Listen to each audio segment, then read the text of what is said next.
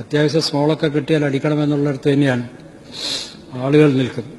ഞങ്ങളുടെ നാട്ടിലൊരു പാപ്പച്ചൻ ചേട്ടൻ എന്ന് പറഞ്ഞൊരു ചേട്ടനെ ഈ അടുത്ത ദിവസം എക്സൈസുകാർ പിടിച്ചു. ആളൊരു ക്രിസ്ത്യൻ മതവിശ്വാസിയായതുകൊണ്ട് പിടിച്ചപ്പോൾ അയാൾ ചോദിച്ചു, സാർ ഞാൻ ചെയ്ത തെറ്റെന്താണ്? അപ്പോൾ അദ്ദേഹം പറഞ്ഞു, നീ വ്യാജമദ്യം ഉണ്ടാക്കുകയാണ്. അപ്പോൾ അയാൾ എടുത്ത വായിച്ച് പറഞ്ഞു, ബൈബിളിലെ കാര്യങ്ങൾ ഞാൻ നടപ്പാക്കുകയാണ്. യേശു പറഞ്ഞിട്ടുള്ളത് നിങ്ങൾ എൻ്റെ പേരിൽ ഒത്തുകൂടുമ്പോൾ ഞാനീ ചെയ്തത് എൻ്റെ ഓർമ്മയ്ക്കായി ചെയ്യുവിൻ എന്ന് ബൈബിളിൽ പറഞ്ഞിട്ടുണ്ട്.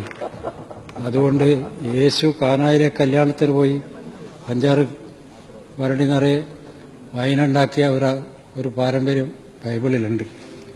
അപ്പോൾ അതുകൊണ്ട് ഞാൻ അക്കാര്യമാണ് ചെയ്യുന്നത് എന്നാണ് അദ്ദേഹം പറഞ്ഞ മറുപടി.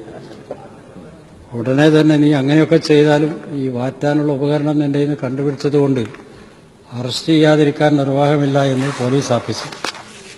അപ്പോൾ രസികനായ പാപ്പൻചേട്ടൻ പറഞ്ഞു, അങ്ങനെയാണ് സാർ, ബലാത്സംഗത്തിനുള്ള കുറ്റം കൂടി എൻ്റെ പേരിൽ ചാർത്തണം, അതിനുള്ള ഉപകരണവും എൻ്റെ കയ്യിലുണ്ട് എന്ന് സരസമായി പറഞ്ഞ നാട്ടുകാരിങ്ങനെയാണ് സാർ ചിന്തിക്കുന്നത്. അപ്പോൾ അതുകൊണ്ട് ഈ മദ്യനിരോധനം എന്ന് പറഞ്ഞ്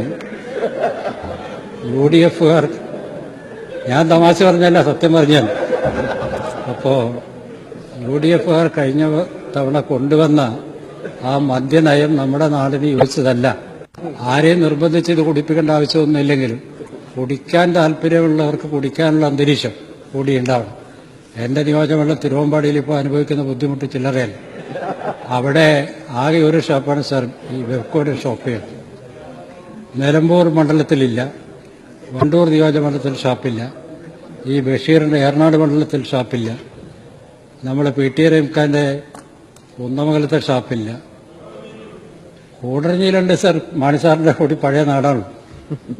അവിടെ നമ്മളെ ഈ കാരാട്ട് റസാക്കിൻ്റെ മണ്ഡലത്തിലും സാധനമില്ല. അവിടുന്ന് എല്ലാ ഓട്ടോറിക്ഷയും ടാക്സിയും വിളിച്ചിട്ട് ഞങ്ങളെ അവിടേക്ക് വരികയാണ്. അപ്പം ഞങ്ങളെ നാട്ടുകാർക്ക് ഇത് കിട്ടണില്ല. ഒന്നുകിൽ സാർ ഞങ്ങളെ നാട്ടുകാർക്ക് കൂടി കിട്ടാനുള്ള ഒരു സംവിധാനം ഉണ്ടാക്കണം, ഇല്ലെങ്കിൽ ഇവർക്കൊക്കെ ഓരോന്ന്